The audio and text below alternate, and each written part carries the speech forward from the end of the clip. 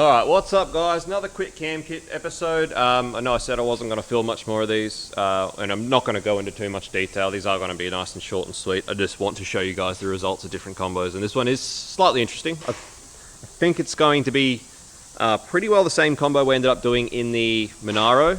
The weird purpley coloured Monaro we did a while back, which we ended up rebuilding the engine on. I think it's going to essentially be pretty much the same combo as that. But anyway, we've got this really tidy WH Statesman here. Been garaged, really nice international wheels. It's a really nice car. So in here for a full cam kit, bit more of a budget setup this one. We're just doing one of our level 1 kits, which is just GM hardware, a few parts that get left out and stuff that aren't particularly necessary, but still gets the job done on a bit more of a tighter budget. So the only modifications to this car when it got here were the fact that it's been lowered and it had a complete exhaust. So it's got full tri-wise, I believe they're pacemaker tri-wise, into a twin X-Force 2.5 inch catback with some high flow cats and stuff like that. Now we ran it up, we tried to do a pre-run, and much like a lot of the other Commodores that have come here with just exhaust modifications, it was lean, like lean, scary lean, unsafe lean, one lambda across the board at full tilt, wide open throttle, not safe. So we ended up aborting the pre-runs. We didn't get a full pre-run in because it wasn't worth the risk of damaging the engine. As we've seen from other ones that come here that are running that lean, they obviously live, but it's just not nice and it's not good, and we're not risking blowing one up on the dyno for the sake of getting a pre-run on a car that's had an exhaust. But I will show you the dyno runs once we've done some post runs and compare them. I think Rex managed to get a fairly decent run into about 270 wheel horsepower. It probably would have kept going to maybe 280, which is about what we expect. It's about what we anticipate from a stock one. Obviously this one had an exhaust, but without the fuel in it, it's not going to be making the power that it should be anyway. So around that 280 is probably about right. But it just goes to show, guys, even something as simple as an exhaust, you need to get it tuned. You need to get it checked. These things, they're not safe with just an exhaust. You can't just go bolting an exhaust on them and expecting them to be dandy. They're just not. We've run them up so many times and they're so freaking lean, which is weird because sometimes when they're dead stock, they're so pig rich that they could do with some leaning out, but you just never know. They're so different. All of them are so different. So anyway, just putting it out there. So got the LS1 out. We pulled the LS1 down, stripped it to a short block. Quite a healthy LS1. Cam, lifters, everything looked really good. It's just a bit dirty and cakey, which is essentially just a byproduct of it having sat in a shed for so long. The owner's uncle owned it and it sat in the shed for like 10 years or something before the owner got hold of it. So that's just a byproduct of it sitting. But the actual lifter wheels almost look brand new. Really nice condition. Good little LS1. So it's getting a 1212 cam. You guys know we love them. It is a 99 WH, so it did have the 853 heads on it. We are exchanging them for 241s, which are CNC ported. So we're getting CNC ported 241s, Pro Cams 1212, which you know with the I love. And we've got a VCM OTR on the way, and then the exhaust that was on it is going back on, so it'll be the tri-wise with the 2.5 inch exhaust, and I believe it won't be the same as the Monaro because the Monaro didn't have CNC heads. It had standard port 799, so this will be a bit of a unique combo that we haven't done before because we've not done this cam CNC cathedral ports with tri-wise and a 2.5 inch exhaust before. So we'll see how that goes. That's what we're at. Like I said, I'm not going to go into too much detail of the process of the cam kit. We pull it down to a short block. We clean everything up. Everything gets cleaned. Clean. Currently got a heap of stuff in the Sonic cleaner at the moment. As you guys know, we're pedantic about things being clean. Engines got to be clean. So we clean up all the stuff that we remove. Clean up the surface area. Heads are already set up. Our cam goes in. All of our standard must-dos, billet, barbell.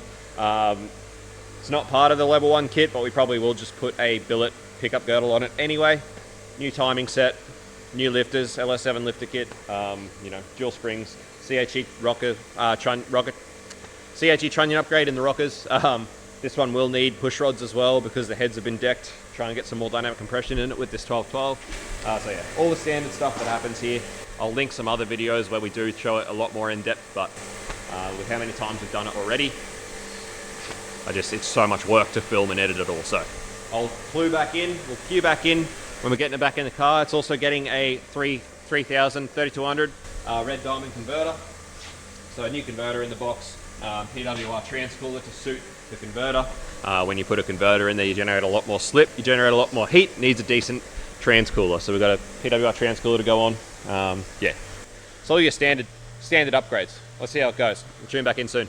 So as well as all those upgrades, the customer has sourced and supplied the later type LS6 intake manifold to pair with these CNC Porter 241s, which we know is worth, you know, about 10 to 15 horsepower as well. So that should help us out a lot. Interested to see how much these tri-wires are actually going to hold up the combo. We have been surprised by things before. So yeah, looking forward to this thing. All right, boys and girls, the mighty LS1's pretty much ready to go. We've got our new water pump on there. So it's a bit of a shame the old one was quite new, but obviously it was leaking and needed to be replaced. We've got a new one on there. New GM balancer bolt as standard with our level 1 kits, single row timing kit. As standard with our level 1 kits, this one we did put on a billet pickup brace. It did end up with 7350 push rods because of the way the heads are decked. He did say it did have a knock sensor code, so we're going to have a fish around. One of the knock sensors looked pretty suspect, so we'll replace that one when it goes back together. And like I talked about, it's getting LS6 manifold put back on it when it goes in the car. So these are our lovely CNC'd next-gen performance engineering heads, which is awesome. And as I talked about, we have to come up with a solution for the steam ports to fit the LS6 manifold. But yeah, keen to see how this little combo goes with the 1212. Should be bloody wicked. Wicked. So anyway, the boys at the moment are just fitting up transcooler, and then the converter will go in, and then we'll start fitting the old big rig. Now, if you wanted to do something like this yourself, one of these kits, I'll show you these. We do sell these kits complete on our online shop, OSPWarehouse.com, and they come with everything you need to do the kit. And we sell the kit as a level 1 or level 2. So you've seen us do level 2s, which are dual row timing, ARP hardware, etc., etc. The level 1 kits are a bit cheaper, GM hardware, single row timing. Honestly, if you only plan on leaving them NA, the level 1 kit's more than sufficient. ARP hardware is convenient. It's not necessarily required, particularly for NA setups. If you want to go boosted, that's a different story. That's where the level 2 kit really comes in. But yeah, these are all kits built or based off the materials, the parts and things that we use day to day in this shop doing cam kits here in-house. So yeah, we worked hard to bring these kits to market. Go check them out. Alrighty guys, a little update on the big Dyno. It's very, very late, burning the midnight oil here tonight, getting an engine built, and just thought I'd update this video before I head off home. So it's about 1 AM. So Bo smashed this out this week, did awesome. As you can see, it's looking great. LS6 intake, all new intake manifold gaskets, our lovely next gen engineering 241 CNCs, CNC 241s I should say. Sorry guys, it's late and I'm tired. Changed the steam port to sort of work it all, and everything is awesome. We finally got our transcooler mounted up. That was a complete debacle. Yeah, they sent us the correct kit, but the brackets were, anyway, there's a whole thing. Anyway, it's in there. It's finally in there. And at this stage, we're literally just waiting on the OTR, which is still not here, which is a bit of a shame, because it definitely should have been well and truly here by now. And unfortunately, my emails to the supplier have gone unanswered, of basically me asking for some shipping information so that we can find out the whereabouts of said OTR, because it's literally the only thing we're waiting on. But anyway, you get that on the big jobs. It is what it is. But anyway, hopefully Monday, well, it's actually very early Saturday morning now, but hopefully come Monday, this OTR gets here and we can get this thing on the dyno and finish it off, because it's the last thing we're waiting for. All right, guys, big Dyno's finally on the rollers. We finally got our OTR. A shipping company had it sitting in Brisbane for 5 days for no apparent reason, but it is finally here. So OTR completed the setup, which means it's finally ready to tune. So let's see what this combo does. I'm excited to see what results we get out of this specific combination of things.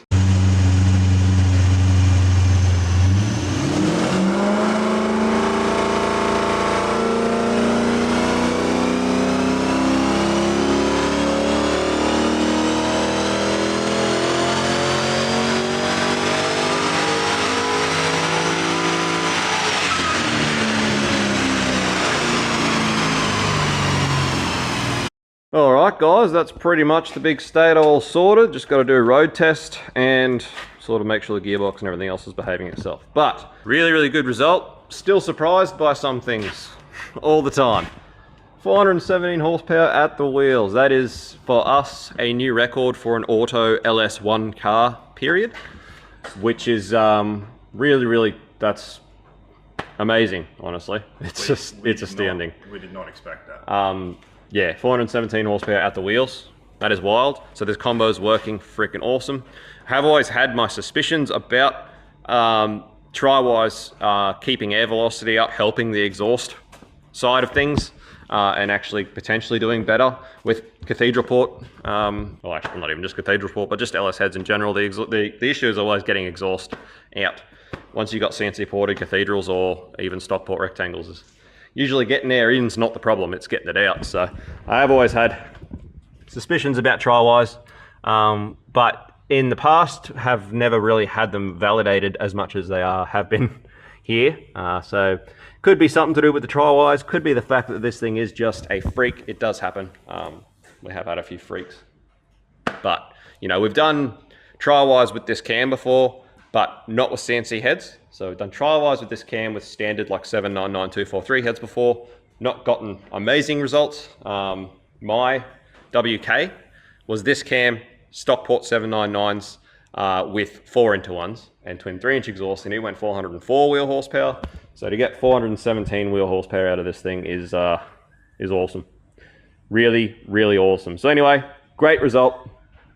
So for everyone that has been watching, anyway, I'll just fill you in on exactly what the combo is. So just a LS1 5.7. It's got a later LS1 model intake, which is the LS6 style intake manifold. We know these are worth about 15 horsepower, all things considered. CNC ported 241 heads. It's got tri-wise and twin 2.5-inch exhaust and a VCM alloy OTR. And that's essentially the setup with the Crow 1212 camshaft, the one that I pretty much push to everyone. For these cathedral port engines, this 1212 cam really seems to be the way to go. We're a real big fan of this cam for this setup. And then it's got a 3200 red diamond stall converter, 4L60. That's the setup. I believe it's just stock gearing, which would be probably helping with the number as well, having those really tall diff gears. But yeah, either way, 470 horsepower is absolutely freaking wicked. It's awesome. Really nice, tidy car. I'm sure the owner is going to be stoked. We are pretty stoked with that result. And that's the Statesman, all sorted. So you can see here what I was talking about with Rex not actually being able to get a complete pre-run in because it was too lean. So Rex buttoned it out, but you could see where it was trending. It was going to end up probably around that 280, somewhere between 280 and 290, yeah, I'd say. Yeah, just a bit under 300. Yeah, so that's pretty standard. You know, a pretty stock one. We usually see around that 280. Usually with an exhaust and a tune, we can get them to sort of 310 to 320 with an OTR, just a stock engine. But yeah, where we're at here with our cam kit, freaking awesome result. But I'll show you just how lean that was with just an exhaust. And this is what we always talk about, even with, hold on, that's scalings, for diesel. Change that scaling, get it right. All right, so you can see here with just an exhaust and no tune, just how much it opens these things up. So lean. You know, 1 lambda, that's 14.7 AFR for those playing at home. It's dangerous. That is dangerous for wide open throttle. Not very good, not good at all. So yeah, this is what you want to be down here, somewhere between 0.88.